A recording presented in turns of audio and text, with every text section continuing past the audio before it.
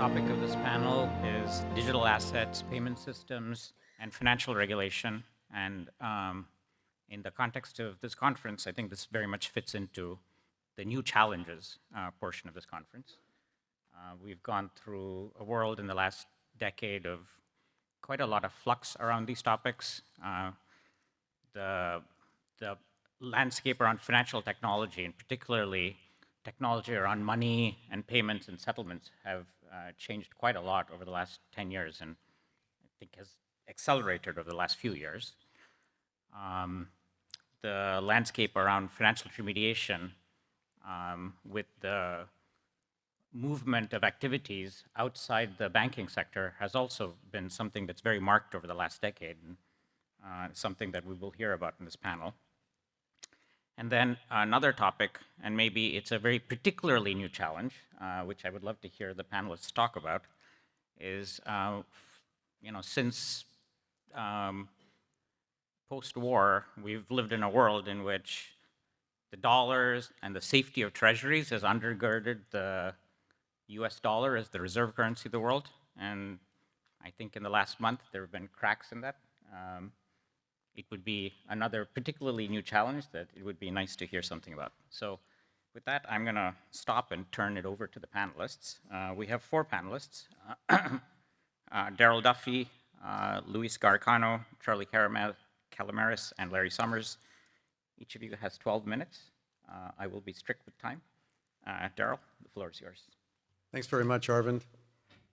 Before we start, I want to add to the respect for John Taylor. I've known John for decades as a close colleague.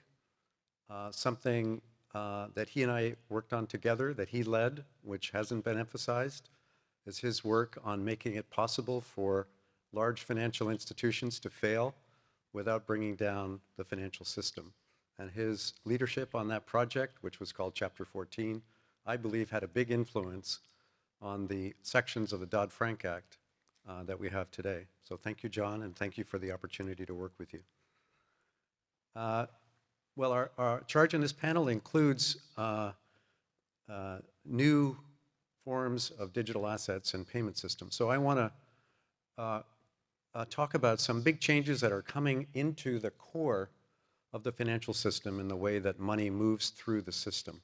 And to do that, I want to set the stage for you all back in history. June 26, 1974, let's see who can remember what happened that day. A medium-sized bank in Cologne, Germany, named Bank Herstatt, failed. Bank Herstatt had been doing massive speculation in the foreign exchange market. And when it failed, it had received very large settlement payments on foreign exchange transactions, but it had yet to pay its counterparties that day. For example, banks in London and in New York were settling FX trades with Bank Herstatt to the extent of hundreds of millions of dollars. Chase Manhattan alone did not get $620 million of payments that day, which in those days was a lot of money. What happened? Well, as a consequence, there was a massive disruption in the foreign exchange market. Medium and smaller banks were pretty much shut out of the market. Only large banks were able to conduct transactions. Even euro-dollar interest rates were disrupted. And in that year, spurred by Peter Cook of the Bank of England, this Herstatt event caused the formation of the Basel Commission on Bank Supervision, famous now for Basel I, Basel II, and most recently Basel III. The famous 8% ratio was, at that point, some of you may remember, called the Cook ratio, named after Peter Cook, who set that up. In addition to establishing proper capital requirements for banks at the time, this triggered a multi-decade construction of what is now called CLS Bank, which is a way of mitigating this form of foreign exchange risk that can bring down the financial system or banks. And the idea of the CLS Bank, which is the next gen way to do foreign exchange payments is that you can think of CLS Bank as a virtual island sitting in the middle of the Atlantic Ocean, so that when a bank in Germany wants to pay a bank in the US for foreign exchange, the German bank kind of flies the money over to this island in the middle of the Atlantic called CLS Bank, and the money waits there until the flight from New York carrying the dollars lands in the middle of the Atlantic, and then there's a handshake at CLS Bank in the middle, and the dollars continue on their way over to Europe, and the euros continue on their way over to the US, so that neither will have made a payment at risk of not receiving the payment from the other, because there's this handshake called payment versus payment in the middle of the ocean. That's virtual. CLS Bank is a very complex, difficult to supervise and organize organization. It now handles about $5 trillion a day, but still only covers about 60% of the major currencies. And there's a lot of opportunities to go from that second generation approach to the new generation approach for doing large scale financial settlements based on tokenized payments. So I'm going to illustrate how that works. In this chart, you can see this payment. In this case, it's $500 million in exchange for 400 million euros. And the idea is that the US bank will cryptographically assign those dollars to the European bank, conditional on the European bank cryptographically assigning the euros to the US bank, so that neither is at risk of a failure of the other to deliver, because those cryptographic signatures are contingent on the other guy signing across the Atlantic. This has already been tested by the Federal Reserve Bank of New York in Project Cedar, and in Project Euro by the Swiss National Bank and the Banque de France. So this is now feasible. It's not being heavily used, but I predict it will. Let me show you in my last slide roughly how this happens. So there's a ledger which can take instructions from any of the participating banks, and this ledger can be recorded, for example, on a blockchain, but it doesn't need to be. The US bank can send a message, an irrevocable message, onto this ledger saying, these $500 million belong to the European bank, if the European bank sends an analogous message saying these 400 million euros belong to the US bank. And now the ledger, which you can think of as a state system, XT, which records all of the commitments and all of the balances of the participating banks, is able to process these payments, one bank to the other, without requiring that intermediary island in the middle of the Atlantic, by the miracle of cryptography. And by virtue of this, you can cut out a lot of the expensive furniture that's difficult to govern and difficult to manage furniture in the middle of the system. Let me now turn in the last few minutes to the case of US Treasuries. Suppose the European bank is not selling euros, it's selling US Treasuries to the New York bank. Well, it's the same process.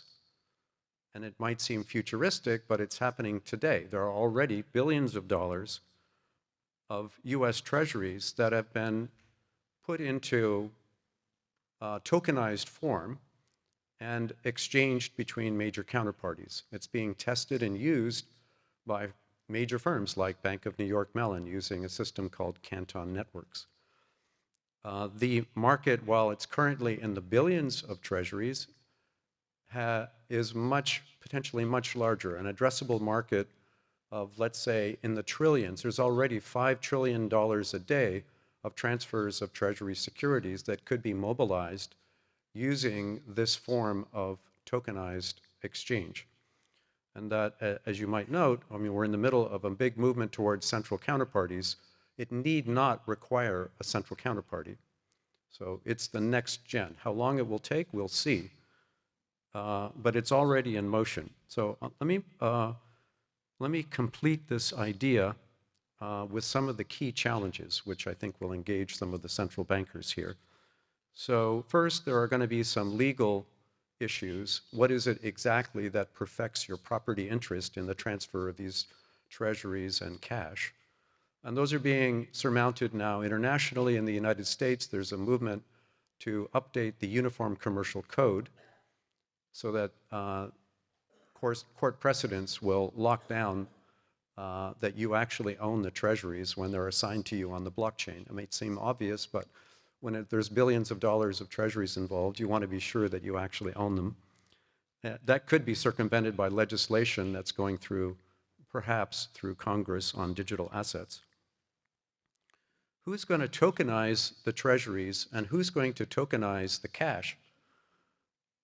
We have some precedents in the treasury market. In the early 1980s, private sector firms decided that it would be nice to have zero coupon long-term treasury securities.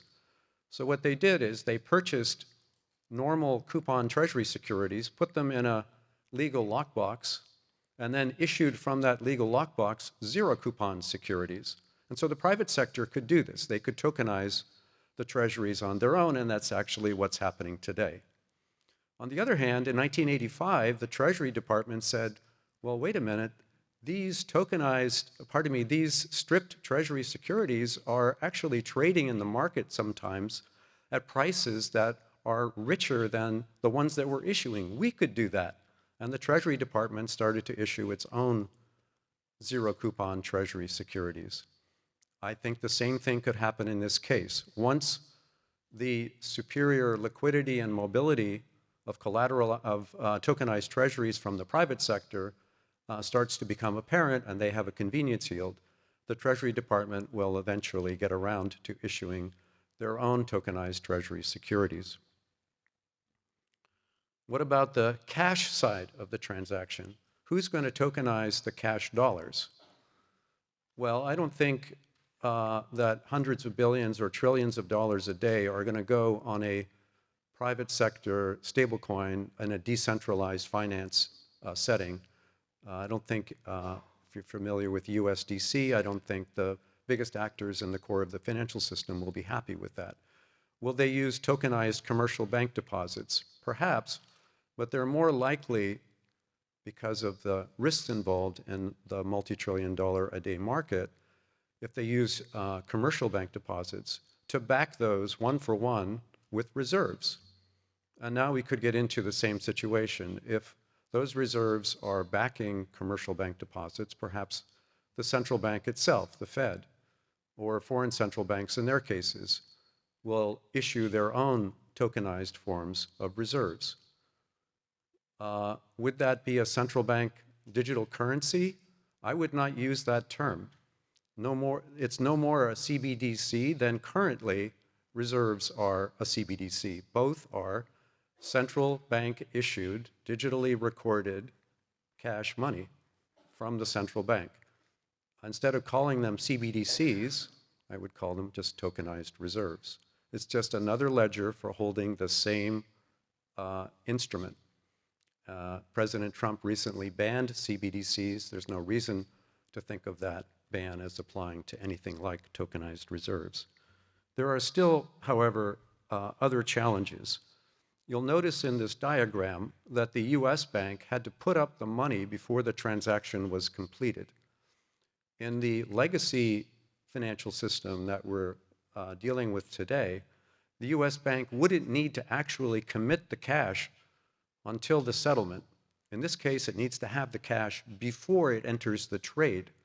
And that's going to place an extra demand, going back to the previous panel, on the need for reserves. The definition of ample reserves may change if the private sector decides that it wants to have a lot of tokenized reserves for this purpose. And that's true whether they're issued by the Fed directly or whether they're placed in a lockbox. Legacy reserves are placed in a lockbox, and then private sector tokenized cash is issued out of that lockbox. So I think the Fed needs to be flexible in terms of what the definition of ample reserves is. Structural changes in the economy may end up causing the Fed's balance sheet to get bigger simply because the way that finance is conducted changes. There are, however, some approaches that researchers are working on today that would economize on the amount of reserves necessary to run this. In summary, I think we should be looking ahead to a world in which tokenized treasuries and tokenized central bank deposits are going to be a norm that will change the financial system, and I think that's going to work out rather well. It's going to be important to the United States, which currently has about $29 trillion of US Treasury securities in the world, and sometimes will be struggling to find owners for those 29 trillion. That number is going to 52 trillion by 2035, according to the Congressional Budget Office. And that's even without considering the legislation that may be coming through Congress that would further increase US deficits. The quantity of US Treasuries owned globally has gone down from 52% in 2009, that is owned by foreign investors, has gone down from 52% in 2009 to around 35% today. And unless Treasury securities can be mobilized rapidly and used as collateral 24/7, 365 around the world, it's going to get harder and harder for foreign investors to find useful ways to use Treasury securities, not only to own them, but for collateral mobility and for financing. So Arvind, that's about what I wanted to say. Thank you very much. Thanks, Darrell. Our next panelist is Luis Garicano. Thanks, Arvind. I join everybody on thanking John for his extraordinary inspiration, also for all those who work on the two sides of the policy and academic divide. Thank you. So I'm going to give you a sense of how all this looks from a European perspective, from the other side of the Atlantic, and what Europe is trying to do about all of this, and what is potentially scaring Europeans. Yesterday there was a statement by Scott Bessent. Today, talking about the law that didn't pass, and it was more or less to the same tenor as the statement by Donald Trump. The stable coins are going to unleash, or the new legislation on stable coins should unleash a whole dominance of the US dollar for years to come, etc., etc. The essential landscape in the US and in Europe looks very, very different. Essentially, the US is having this legislation on private digital money, on stable coins, which is going through the US and Congress. The Genius and Stable Act, as you know, yesterday, as you may know, yesterday, part of the legislation failed to pass.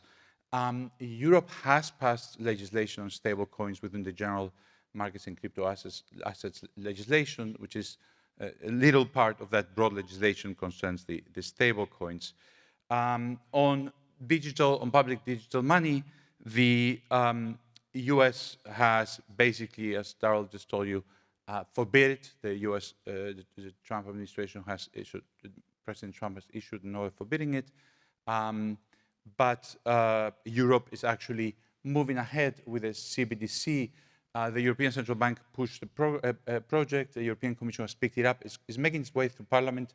The truth of the matter is, it's still not clear at all that this legislation will be passing, that will be making it. The legislator who was in charge was accused of being kind of in the arms captured by the German banking industry and was removed. So we'll see in the new legislators how they move this. The approaches are pretty different. Let me just talk about the private side. The approaches are pretty different. So the main issue there are lots of things that are different, but let me just mention the two or three that are most important. The US legislation has a potentially, and as I told you, it's still all in progress, a big hole for non-US issuers of stable coins. In particular, as you know, Tether is El Salvador-based. The European legislation is very broad, as you would expect from Europe. It affects everybody who is issuing euro-denominated or any stable coin that circulates in the euro area. In terms of registration, there is an authorization. Both are going to ask for a pre-authorization for the issues of stable coins, but the US is going to be more, well, potentially going to be more flexible to non-bank issuers of stable coins. The interest payment is a crucial issue. MiCA doesn't allow stablecoin issuers to pay interest. In the US, there's a lot of debate. There was some lobbying from the bank. Even just 2 days ago, the American Banking Institute just issued some communique asking legislators not to allow interest payments because that was going to put at risk the banking system, et cetera, as you would expect some banks, smaller banks are concerned. And consumer protection, of course, rules are much more taken much further forward in Europe. So it's a more restrictive legislation. I didn't really need a chart to make this point, but the chart really makes the point, right? This is the US dollar. This is the US dollar share in stable coins and the rest. I actually, you could actually think that the rest of the coins are actually included as well, the non-US, non-euro. They are so small that they wouldn't really show up in this graph. So Europe is 0.25% of total issuance. So from the European perspective, it looks like, okay, this is going to happen. US is going to move ahead. There's going to be these loopholes for all the legislation. That's more or less how Europe is seeing this. Is this something that really is a risk? Would Europeans really adopt? What is it really a risk that US dollar stable coins will actually become a common way of payment in Europe? Well, you could say, well, look, because the market dominance, because the US has a much larger size, there's liquidity advantages, etc. You could say, well, the regulatory environment is going to be more flexible, more innovative. Europe is always going to be more rigid. And there are network effects, evidently, like always with currencies. And we are already seeing some uses of stable coins. For example, if you want to get a Starlink satellite in Nigeria, you're going to pay on a USD, US dollar denominated stable coin potentially. And there are some other B2B transactions that are already taking place. A priori, you would think, as I say here, that taking currency risk for European holders of money and of any other assets and the hurdles of MiCA would discourage this. On the other hand, network effects are large. Europeans panicked when Libra was put on the table, and they thought suddenly, like, okay, everybody who has a Facebook account is going to be able to make these payments without the European Central Bank knowing. And kind of the risks that are seen, you can imagine them, and you know them well. What is going to happen if all these coins are circulating and we don't have control? There's going to be a weakened control of monetary policy. The ECB worries. We lose control of what interest gets paid in our own economy. There is financial stability risks. There are people who have currency mismatches. There is the erosion or potential erosion of monetary sovereignty. So what is the reaction? The European reaction is, okay, so let's try this CBDC. Let's issue a central bank digital currency, which a digital euro, which will allow for some of these advantages and will reduce or limit the risk of these stable coins, kind of, quote, taking over, if you want. The ambition is obvious. We're going to have this digital euro, which is going to provide a public, a safe, efficient digital payment method. There's going to be a central ledger, so it's not quite the crypto dream. There is a central ledger that is controlled by the ECB, but it's going to kind of give certain privacy, at least to a certain level of transactions, and is going to reduce the risk of these other coins. The reality, however, is that the way the CBDC is being actually legislated, and as I told you here, like with the US stable and Genius, everything is in flux. So, but the reality of how it's been legislated is either because of financial stability concerns, which are, okay, banks fear all bank deposits flow to, if you can hold an account in the Federal Reserve, if you can hold an account in the ECB, why would you hold an account in a bank? So banks are concerned, they do lobbying. So whether you think it's stability, legitimate stability concerns, or more like monopoly profit protection from the banks, the truth is the way to get this project forward for the moment has been to handicap it. It's very interesting when I was involved in legislation, when I was in Parliament, in the European Parliament, all the times Panetta, who was the board member who came to tell us about the project, his biggest emphasis on explaining the project was not so much how great the project was going to be, but how terrible. Okay, the big feature from the ECB of this coin was how much they were going to handicap it. It was going to be like, we will not allow interest payments. There will be strong holding caps. You will have a cascade that goes from your currency immediately to your bank account, so you cannot have it without a bank account. And the moment it raises over this, the moment this wallet, if you want, allow me to call it, the moment this wallet raises over a certain limit, it cascades into your bank account. So a lot of what they were doing was, or a lot of what the project does, was reassuring the banking sector that this won't be that great, don't worry. Okay, which is an unusual legislative aim. Usually when you try to do a project, you try to do as good a project as you can. Here you're trying to do a project that is kind of so-so. Of course, the risk is, are these limitations proportionate? Is this the right way to operate? Or do they render digital euro kind of, you know, in the same way that you could say Mika is kind of rendering the European stable coins kind of a bit handicapped? Are you going to render the digital euro handicapped by doing these things and not really allowing it in order to shield incumbents? So the question to me really is, do we really want to handicap the project in order to save the banks? And in some sense, are the banks worth saving, if you allow me to put it very bluntly?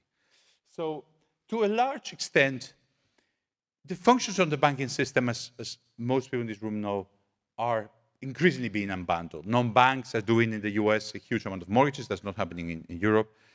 Private credit is enormous. The fintech firms like Stripe are leading in payments, and there is a lot of funds already doing corporate lending.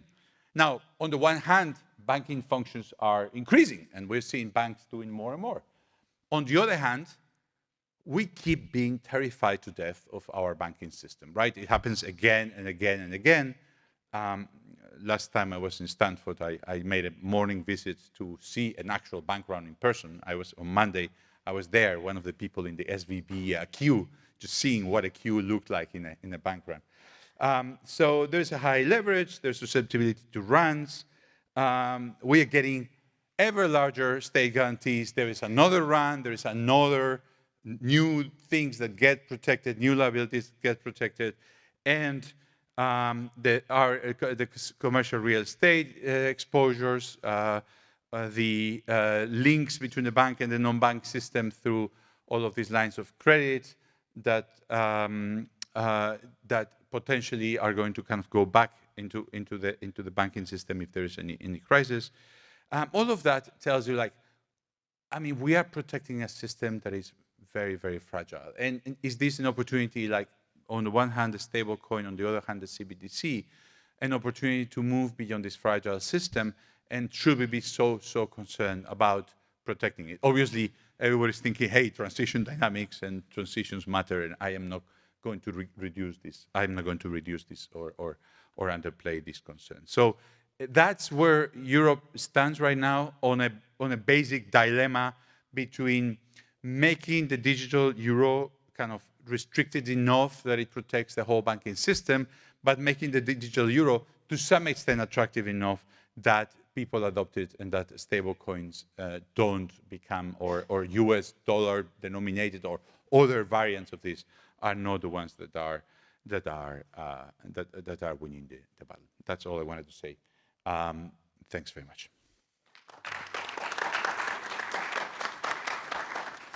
Okay, thank you, Luis. Charlie? It's a great pleasure to be here. I want to congratulate John and Mike for organizing what has been a remarkably substantive conference. When you go to conferences of this type, you always can rely on reminiscing. And this was very worthwhile reminiscing, but it was also incredibly substantive, and I appreciate that. Also, I hope I'll be able to surprise you by telling you that the things I'm going to talk about today actually were influenced by John Taylor. And I think I'm surprising John Taylor when I say that too. Because some of the core theory that I'm going to talk about today comes from an article that Charlie Cann and I wrote that was published in the AER in 1991, and John was the editor. And in fact, had a very big effect on some of the content of that article. So you didn't know that John was a banking theory person, but in fact he was, and is. This is a line of research that I began, now we're going in reverse order. I began as a public servant, not as a researcher, and then got so interested in it as chief economist of the OCC when I was there that I decided it was really worth doing more research on.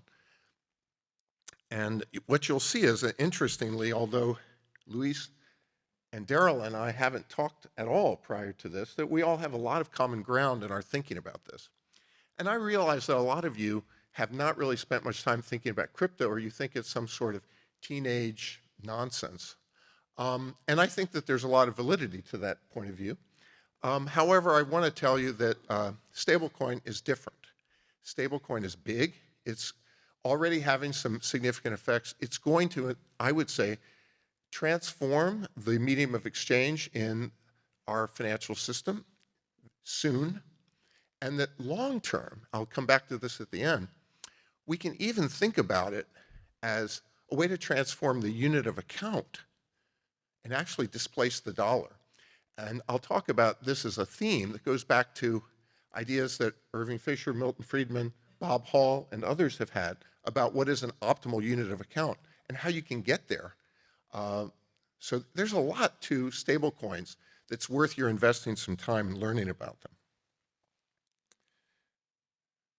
If I had to, as a financial historian, give you an example of what stablecoin is going to do, the example I would come up with as an analogy would not be the founding of the Fed.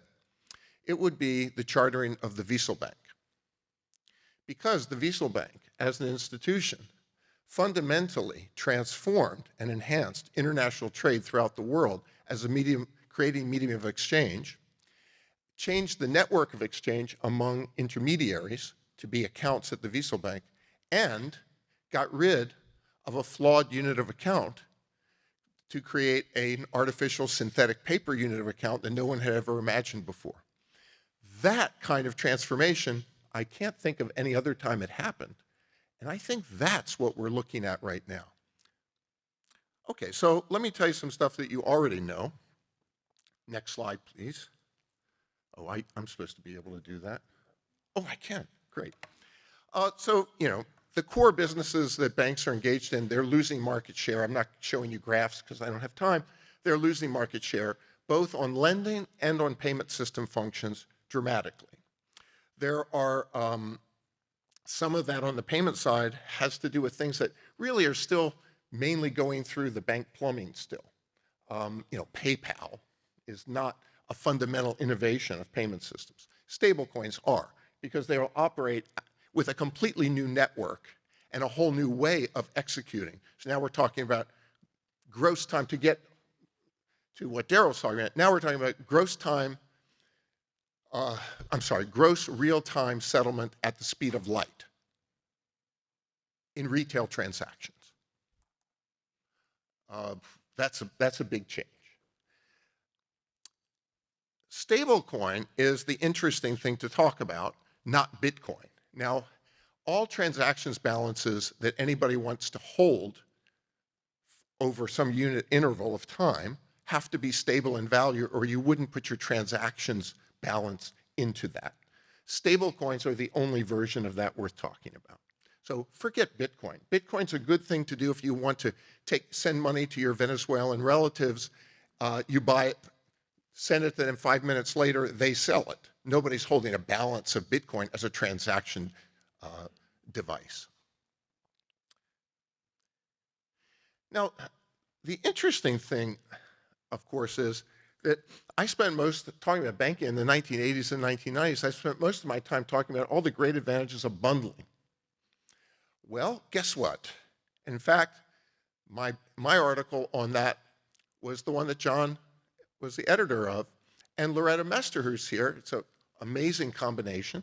The two articles that really explain the bundling of transactions functions of deposits, let's say, in banks today, and lending are my article with Charlie Can and Loretta's article with Nakamura. Those two articles are different, but they have something in common. They rely on fundamental information asymmetries to motivate why you need to combine lending and the payment function of deposit taking. You learn from deposit flows in Loretta's model. In my model, it's the deposit that creates credibility of the management of the asymmetric information risk that the bank's doing. Both models are heavily dependent on information. I would say they are really great historical models. I would say they're not very relevant right now. Sorry to you and me. Why do I say that? Because technology has basically made it possible to separate these functions, because technology allows us to solve those information problems and in a transparent way that's actually verifiable to a third party. Now, I'm not going to present a theory paper explaining that, but just, you know, my self-interest. I'd love to say my model will be relevant forever. It's not. So there are plenty of technologies. Open banking is very important here, because Rishab, in a great paper that I would recommend to all of you, shows that open banking allows competitive lenders to use the deposit information of the bank that you have your deposits in, just as Loretta's model would have it. But you don't have to combine them. So the point is, bundling of lending and payments functions no longer is really needed, because technology has made that bundling requirement obsolete. Okay, what are some of the advantages of this new technology, of fintech, and then stablecoins in particular?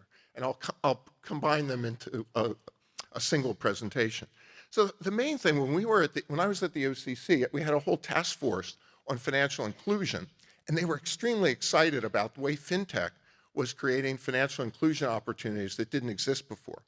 The reason is, if you're doing small dollar transactions, it's very hard to do them through a brick and mortar bank, because the physical costs of banking have an overhead cost that has to be attributed to these accounts. So if you want to do a $5 loan, it's very hard to do that. It costs $100 just to do the loan application at a bank. But you can do that online. And we have new products that are very customized that can displace payday lending and other things to really make, through fintech, especially poor people, especially people who don't speak English, be able to do banking transactions both on the lending side and the payment side in ways they couldn't do before. Again, a much longer presentation underlying this. Blockchain has some additional advantages as a network, and there are several of them. One is its security. There's a New York Fed paper called Pre-Mortem on the hacking of the Fedwire, right? So a centralized payment system is very vulnerable. Blockchain isn't. It's almost unhackable. And even if you managed to hack it, you'd only get a bilateral piece of the network. You wouldn't get the whole thing. So from a security standpoint, it's great. From a systemic risk standpoint, this division of allowing payment systems, payments and lending to happen in different intermediaries, of course, reduces systemic risk. So if you're worried, many people talk about, oh, the payment system is vulnerable to loan losses. Well, that's not true if they're happening in different intermediaries, right? There's also messaging, making these smart transfers, so that suppose I wanted to gamble by undertaking futures transactions in the South Korean futures exchange. I have to be able to transmit my age credibly. I can do that at the speed of light with a message alongside my transaction order in blockchain. So I'm just trying to give you a sense of how big these advantages can be. Now, what about interest? Well, again, banks have brick and mortar. They charge a very big interest rate. If you're doing this all in space, what's the competitive equilibrium? It's going to be a pass-through of almost all the interest on the Treasury bills. How is that going to be paid? Now, this is a point that Luis raised. So the current bill that's, I hope, going to pass eventually, the Senate and the House, says that the chartered stable coin issuers are not going to be able to pay interest.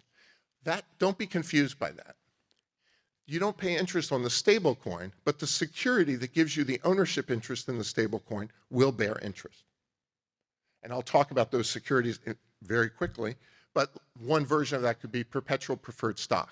So a stable coin security could be within an institution that's owned by some common stock interest. The stable coin could be a preferred stock with a coupon that varies with the Treasury bill minus alpha, which is the spread cost, right? Very easy to do, and that's basically what the intermediaries that are talking about this are already, I would say, if not that exact model, they're kind of leaning in that direction. Okay.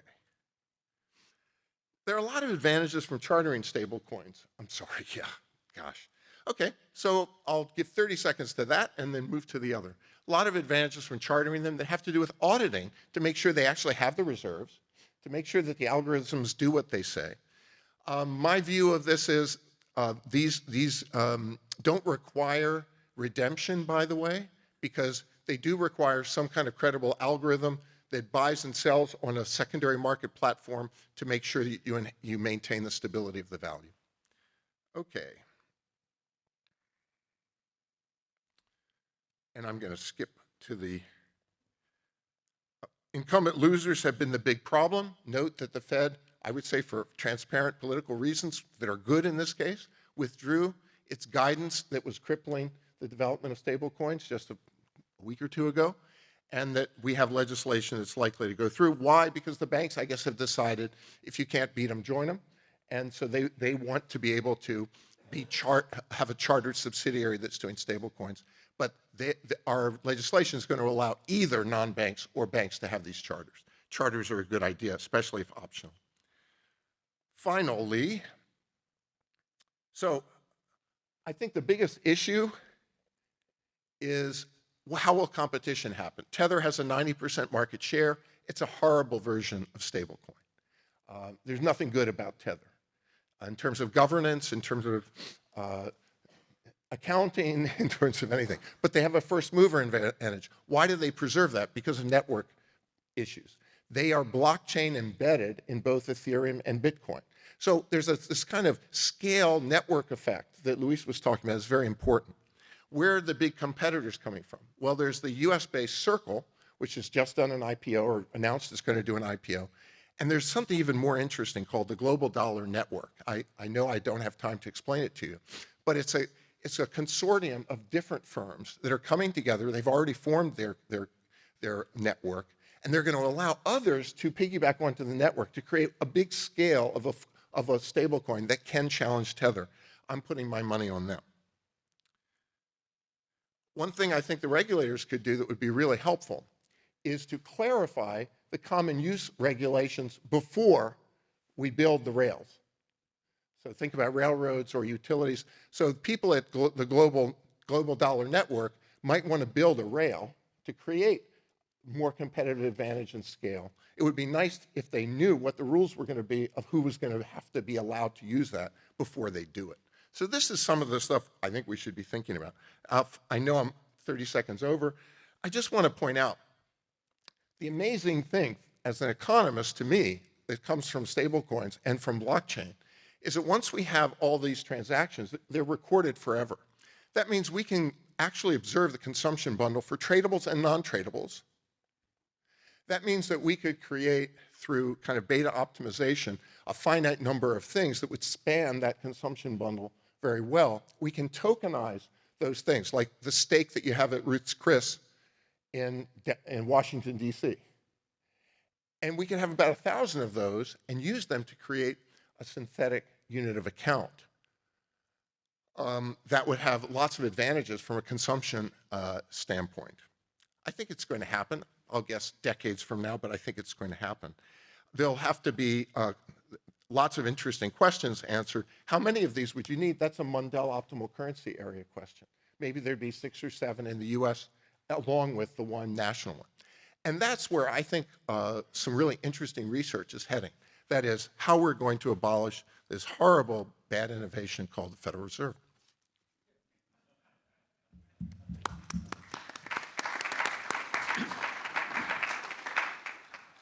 Okay, thanks, Charlie. And our last speaker is Larry Summers. This is a kind of Admiral Stockdale moment for me.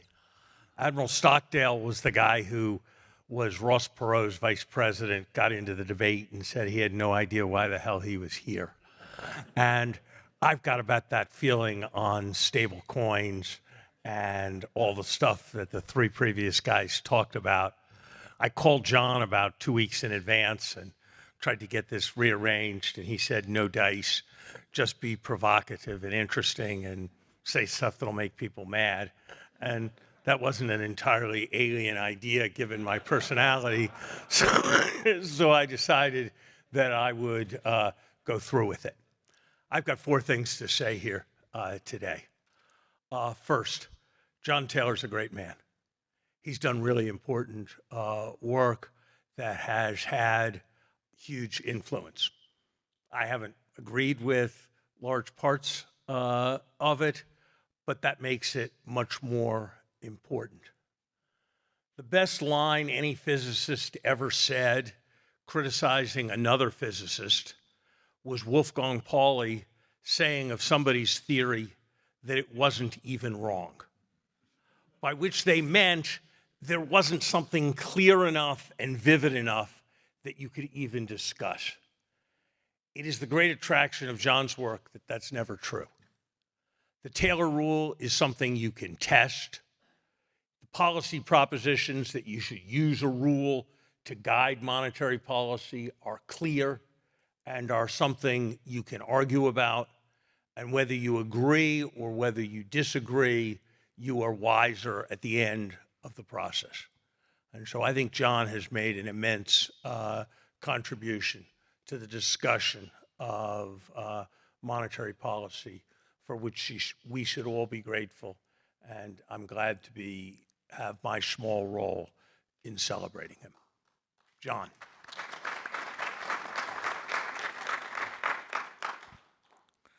Second observation. I think we've got to do some pretty fundamental thinking about the process by which and the way we approach financial regulation. I asked the CEO of a major New York bank to learn the answer for me to a pretty simple question.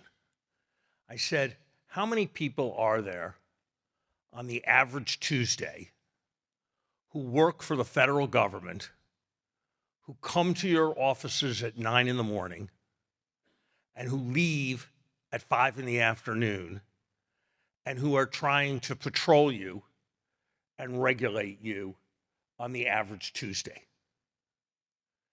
He said, that's a good question. I don't know exactly. And he wrote me back 2 days later saying 250. That's a kind of stunning thing. And what prompted me to ask the question was I had occasion to talk to one of them, a fairly senior career employee, and I noticed that he used the wrong pronoun, not pronouns in the sense of woke and unwoke, but he used the pronoun we to refer to him and the bank that he was regulating. That can't be the right way for us to have a system. And so I think we need to just think about a lot less process and procedure regulation and a lot more substance regulation as we think about financial regulation. And I'll just repeat my favorite hobby horse here. Market values aren't right. They're always wrong. They always change. but they're very, very often better guesses than the estimates of unmotivated actors.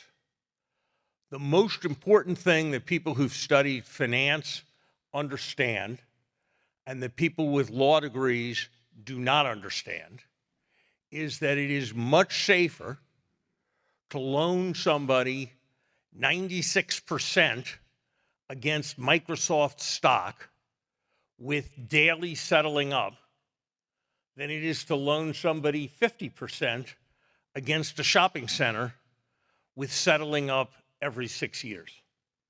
And that basic idea does not yet heavily influence our systems of financial regulation. And until it does, I think there's going to be very substantial risk.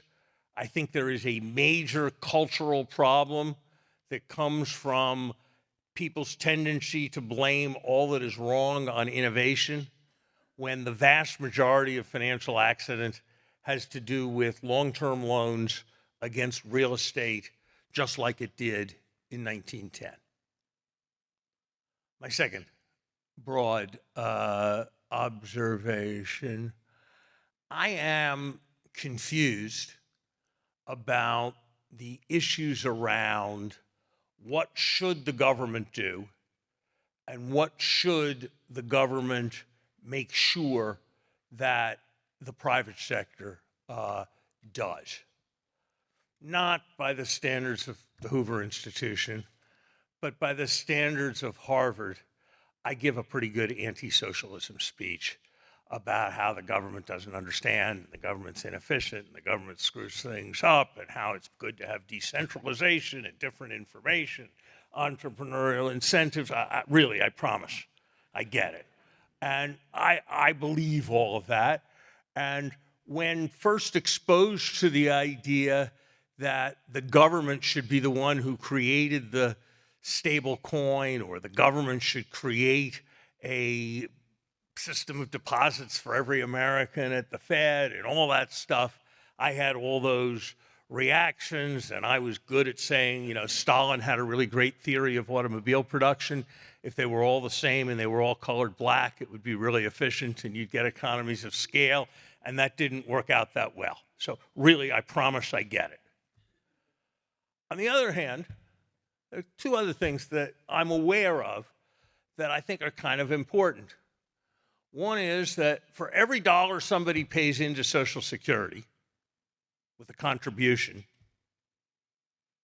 98.5 cents get paid back to somebody else for retirement.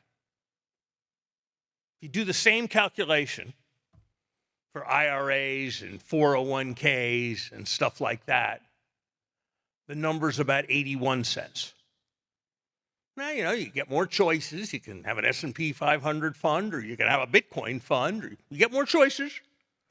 You get statements that have much prettier pictures. You get called a lot by people trying to churn you. So there's something there. Is it worth 19 cents on the dollar? Not always 100% certain. There are people in this room who know much more about Medicare Advantage than I do, but it may be driving some phenomenal efficiencies. But the amount of money that's being paid by taxpayers or patients that's not going to anybody who knows which end of a stethoscope goes where is a lot greater in Medicare Advantage than it is in the VA hospital. And so I just think that as we think about this, we have got to be careful on these questions of efficiency. Somebody told me earlier today that Bob Hall remarked apropos of the Hayek information problem that as best he could tell, the most sophisticated coordination mechanism that existed on Earth was headquartered in Bentonville, Arkansas, around the Walmart supply chain. And so I just want to impart a notion of caution as we become hugely enthusiastic about decentralizing everything. My last point is my most fundamental. I'm sorry, I wish I didn't feel an urge to be talking about this. We're at a moment when the proposition that the government of the United States is a benign, thoughtful, law-respecting force is in question in a way that has not historically been true in my experience. I had significant disagreements with John Taylor or Mike Boskin during times when they were in office. Never occurred to me that those were differences about objectives rather than differences about means to achieve objectives. It never occurred to me that there was a question as to whether they or any from whom they took instructions took seriously the obligations under the Constitution. And the fact that those are questions today that I think can be reasonably asked, and because they can be reasonably asked today, that means that they can be reasonably asked in the future, should influence our thinking about the kind of questions that are under discussion today. And so let me just share views on two. John asked, or somebody asked, about reserve currency status of the dollar. I have come to a view that I certainly wouldn't have thought to articulate this way any time before the last few months, which is this. The dollar is not guaranteed forever to be the world's reserve currency. There's nothing that says that that is written or that in history that will always be the case. But my reading of history, and I'm nervous to be reading history in Barry Eichengreen's presence, is that in all likelihood, if the dollar loses its status as the reserve currency, it will be the least of our problems.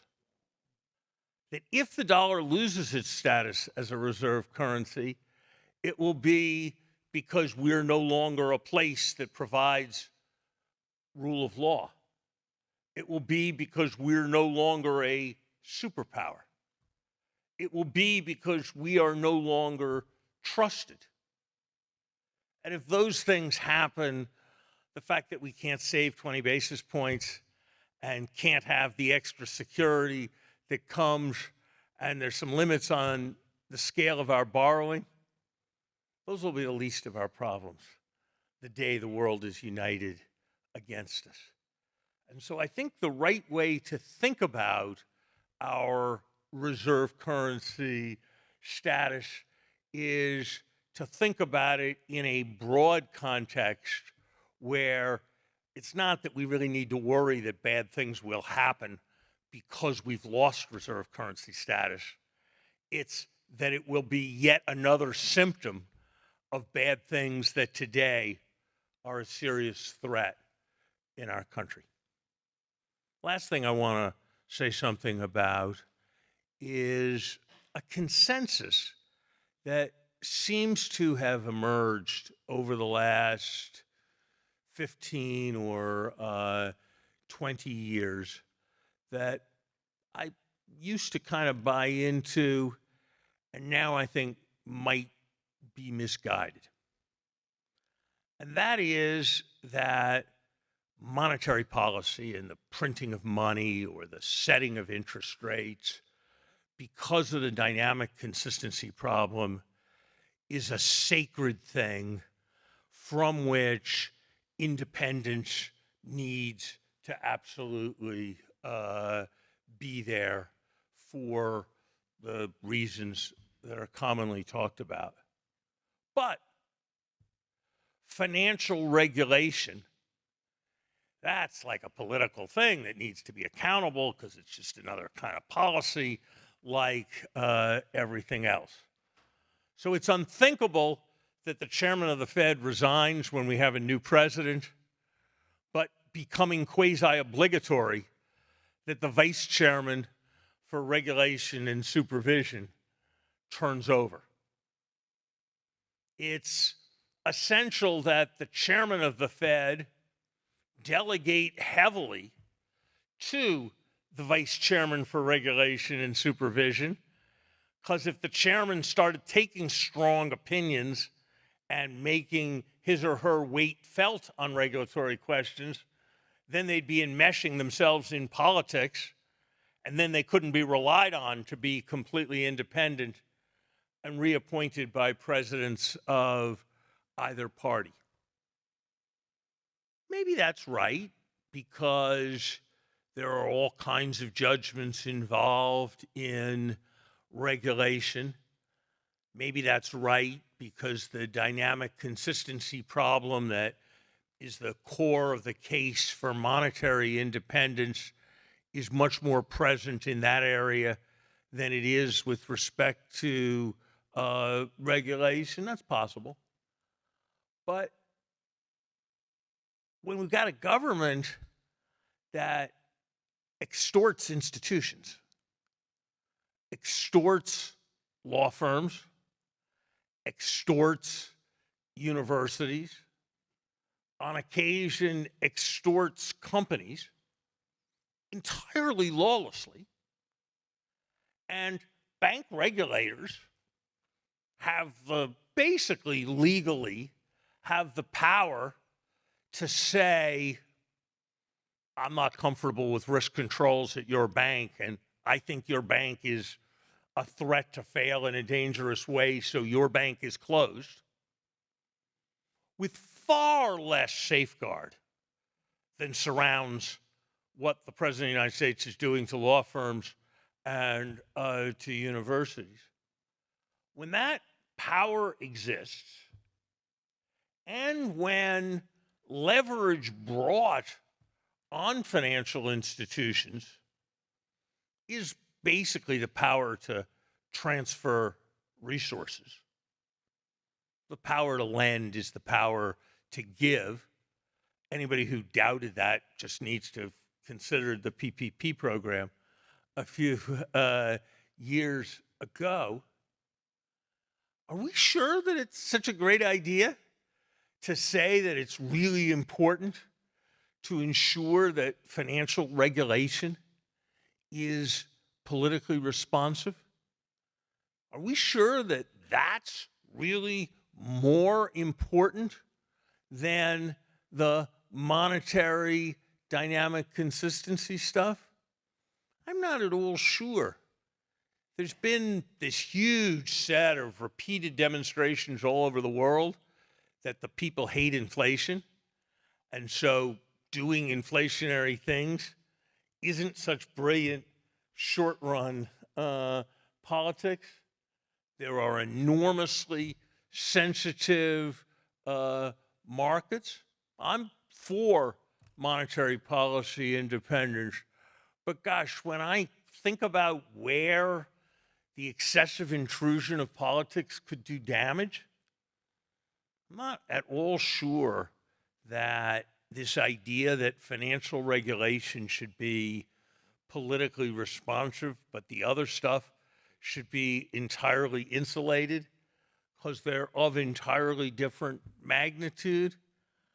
I'm not sure that I'm completely convinced of that argument. And so I think all of you, as you reflect on central bank regulation and the structures of central banking and the political institutions surrounding central banking, need to think about kind of a new thing, tyrant risk. as an aspect of the analysis, and I suspect in some contexts it will drive towards somewhat different conclusions. Thank you very much.